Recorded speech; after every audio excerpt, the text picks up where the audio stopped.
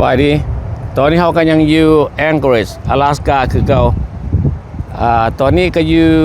ตลาดภาคม่วงว่าเช่นว่าภาคม่วงเพิ่นเขียนว่านั้นภาคม่วงก็คือว่าคล้ายๆว่า Farmers Market นั่นแหละก็เป็นที่นิยมชมชอบของคนทั่วโซนชาติโซนเผ่าอยู่นี่ก็เฮามาเบิ่งในจอดรถนี่ก็ทางเข้ามาเบิ่งนี่ก็ฮู้จักในทางเขารถรถหลายๆก็ทางเข้ามาทั้งหน้าแล้วก็ด้านหลังด้านหลังก็บักหลายๆจนจอดรถเกือบสิบ่มีก็อันนั้นก็เป็นภาคเข่งเป็นภาคเข่งรอดเห็นบ่หาบ่อนจนรถได้ยากหลายอากาศดีสำหรับคนอยู่เขตนี้เพิ่นก็ถือว่ามักสุดใจเพิ่นใส่ส้งขาสั้นเสื้อแขนสั้นเฮาบ่ฮู้จักว่าในตลาดนี้มันสิมีหยังแดอันนี้ครั้งแรกของเฮาว่าเฮาสิพาเข้าไปเบิ่งว่าเพิ่นขายหยังแด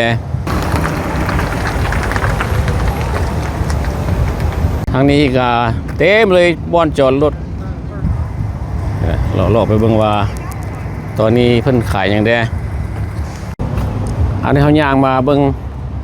ทั้งหลังทั้งข้างก็เป็นภาคนอกเขาก็จังว่าเขาจะว่าภาคมงว่าซั่นคนพี่น้องมงเฮานี่แหละ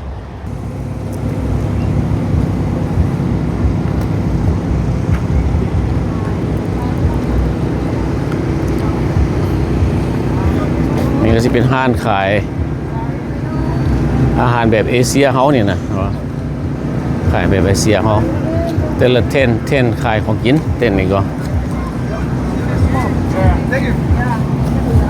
ขายของกินก็ขาย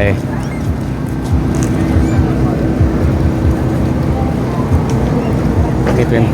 เขาก็บอกคิดว่าอยู่ใน阿拉斯加สิมี Farmers Market แบบนี้เนาะหรือว่าภาครวมทั้งขายของกินพร้อมขายผักนางอังห้าพร้อมว่าเป็นยังไง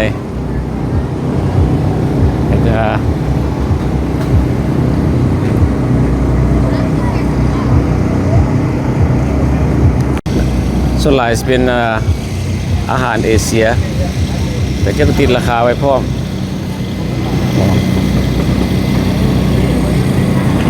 สวัสดีพอแล้วได้ทางกลางอะไรเนาะพวง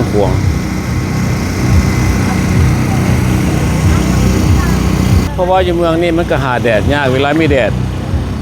ก็สิมีคนหลายตลาดนี่เปิดวันเสาร์หรือว่าวันอาทิตย์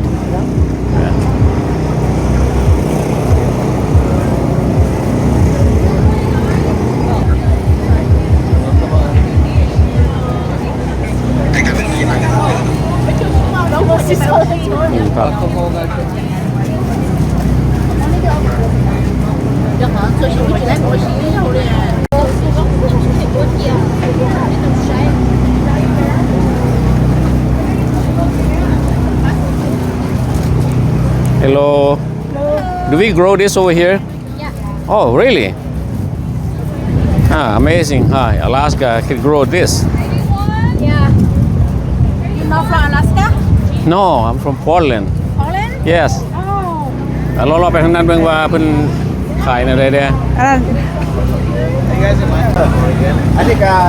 คนทักแทนกันพูดจากกันเลยโอ้ดูบักแตงนี่ปลูกอยู่นี่หวะแม่นวะอยู่ใน阿拉斯加ปลูกได้เสยนะเราปลูกอยู่นี่แหละนี่โอ้หมากบักใหญ่อีกด้วยนะบัก阿拉斯加หมากนึง$3ใหญ่อีกแล้วว่าผู้อยู่แรงข้าวน่ะได้เอาโอ้ปลูกอยู่ปลูกอยู่กรีนเฮาส์เนาะกรีนเฮาส์ปลูกได้สบายอันนี้เปิดแต่เมื่อวันเสาร์อาทิตย์เหรอเสาร์อาทิตย์ทุกเสาร์อาทิตย์เลยเขาได้เสียค่าเช่าค่าอย่างอยู่ว่าบ้านนี้เสียบ่เอาเป็นเต้นสิว่าค่าเต้นสิวะพูดตามไปสองนับเบอร์เนี่ย1,200จะได้1,200จังมือล่ะเดือนหนึ่งบ่เดือน9โอ้เดือน5ส่งเดือน9โอ้จะว่าภาษาลาวเก่งเนาะโอ้พอแล้วเว้ยเก่งได้เข้ากินเก่งหลายบนหน้าเสือโอ้มีอันนี้มีฮอตยอดบักอึสบายนี่สำหรับอึนี่นะ ต้นว่าให้อะไรจ่ามงให้อะไรจ่าเนี่ย เป็นชีโต๊ะ โอ้จิเต้านะโอ้กุเลยจิโป้นี่ คนนำเที่ยวว่าภาษามงก็ได้ว่าภาษามงไปเลยเด้อ ดี ดี อย่าดีให้ผักบุ้งเจมงจะจิโป้ให้ละให้ผักบุ้ง ภาษามงเขาก็ปักบงคือกันวะ รอให้ผักบุ้งมงให้ผักบุ้ง แน่ ให้ผักบุ้ง แน่ มุงเสียอันสกัวนะ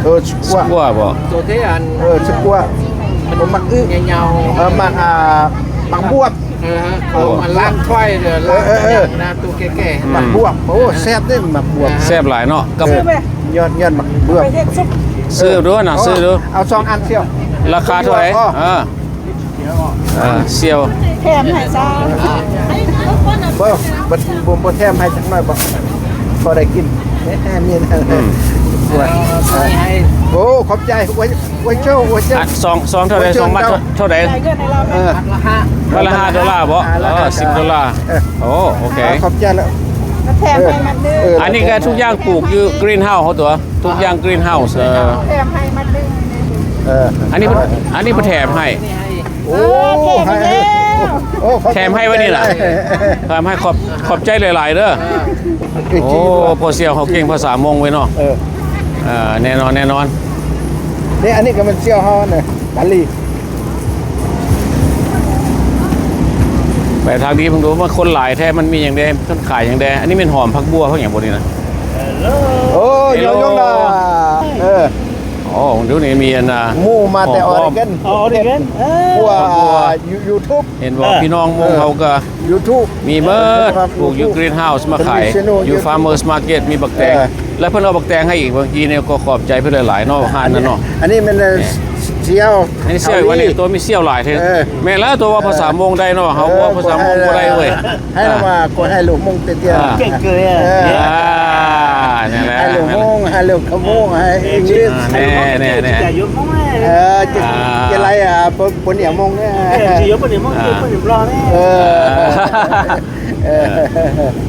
โอเค ไปวันใหม่บางรูปวันนี้ว่ามีอย่างแดงขอบใจหลายๆเด้อขอบใจหลายๆโอ้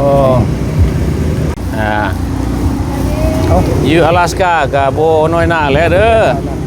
พี่น้องเด้อผู้ใดมาอลาสก้าดิเพิ่นก็มีฟาร์มเมอร์สมาร์เก็ตเห็นบ่โอ้ไปฮอดปุ่นไปหมดแล้ววะอันนี้เป็นคนมงเป็นเจ้าของบ่หรือว่าเป็นภาคส่วนบ่นั่นนึงอันนั้นชาติได้ไปค่ายก็ได้บ่เขาจะถามว่าตัวนี้ไผบ่แม่นบ่บ่แม่นบ่แม่นคนมงเป็นเจ้าของดินอันนี้ของ government โอ้ของ government แต่ว่ามงเป็นผู้มาเซตอัพ business แต่ว่าคนมงหมดชื่อปีเขามาขาย โอ้อันนี้เป็นดินของ government แล้วบัดนี้พวกพี่น้องมงเขาเป็นผู้โอนคิดเป็นผู้จองเป็นผู้ออกหัวคิดสร้างเป็นหัวคิดขึ้นมาแล้วมี farmers market ตัวนี้โอ้แล้วเป็นพี่น้องออกจากพี่น้องมงเขาโอ้พี่น้องมงเขาสลัดได้เนาะออกจากพี่น้องมงเขาพาเฮ็ดพี่น้องเขาพาเฮ็ดวันนี้แล้วพี่น้องมงเขาพาเฮ็ดแล้วอยู่ใน阿拉斯ก้านี่คนมาทุกชนชาติชนเผ่าแล้วบัดนี้ผู้อื่นกลับมาขายโหแล้วก็มาเลาะซื้ออยู่ซื้อกินนี่เห็นบ่แล้วก็กินอันนี้ก็คนมงโดยเฉพาะเป็นอาหารลาวเขาเนี่ยบ่ข้าวเปียกว่าซั่นนี่อาหารข้าวเปียกอันนี้ก็แบบว่าอาหารแบบอาหารลาวๆเขาอันนี้ขายของอยู่ของขายของคุณของกินครับเขาเศร้ามันขายอย่างใดเขาเศร้ามากับแก้งานนี่ห้านนี่ขายอย่างใดมีขายปิ้งไก่พร้อมเด้อนะเด้อแน่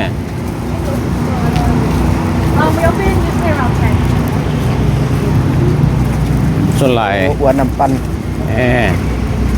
มีขายมีอย่างใดนี่นะวัวน้ำปันขายน้ำปันขายน้ำปัน$2ขายน้ำส่วนหลายโดยเฉพาะมาขายของกินเนาะขายน้ำขายไหนขายไปละคนมงมี steam rolls อันนี้ ready to eat ฮะเราเฮ็ดแล้วแหละ Alright good luck thank you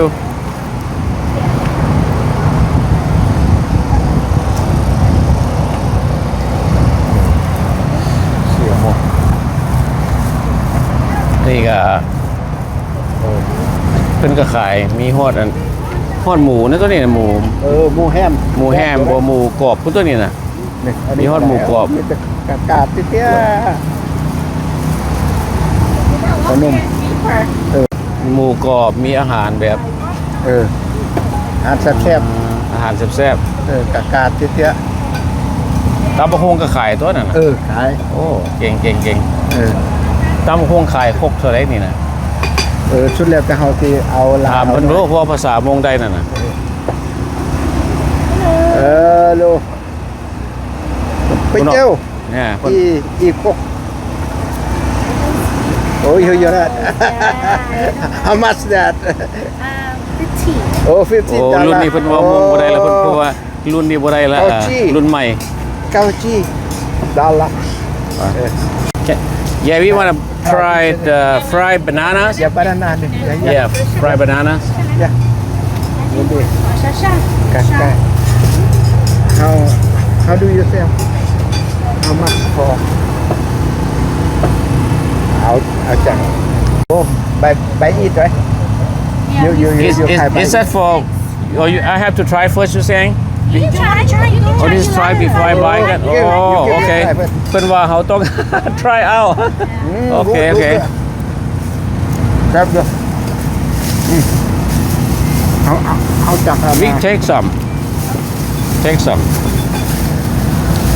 เอาจัก How about we take 10 of them? เอาจักชิปดำบ่ 冲进来 Oh yeah. Yeah. Right, you know for him. Yeah, you can see. He is famous from Laos and he travel Oh okay from Laos and United. Okay you too okay Yeah. So we got Khắp trái. we got our bananas. Okay. So let's take one out and eat it. Đây đây. Take one out and eat. Oh, okay. Kakak Here. tetia. Okay. We try that out.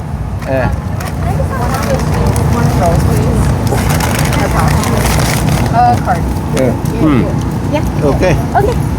Của chỗ nữa. Okay. Khắp trái. Bye. Thank you so much.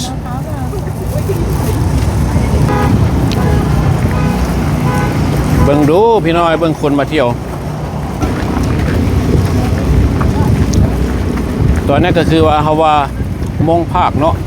แล้วก็สิได้ Hạc môngอยู่อลาสก้า ภาคมงอยู่อลาสกาคนหลายเนาะมื้อนี้คนหลาย เพราะว่าอากาศมันดีแดแล้วก็เขาเจ้าก็บ่มีหมองอื่นไปเที่ยวได้สิบ่เฮาก็บ่รู้จักมันมีหม่องเดียวนี่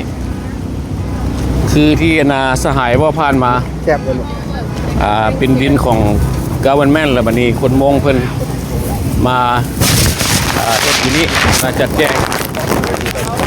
มาให้คอนแทรคกันอยู่นี่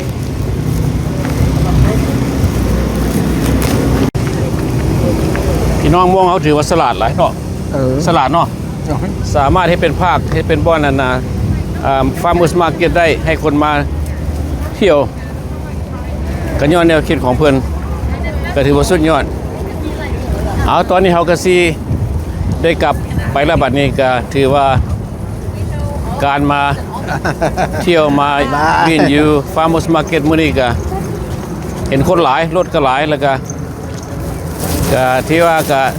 มันจะซ้ำนี่เนาะเพราะว่าในอลาสกาซ้ำนี่ก็ถือว่าสมควรแล้ว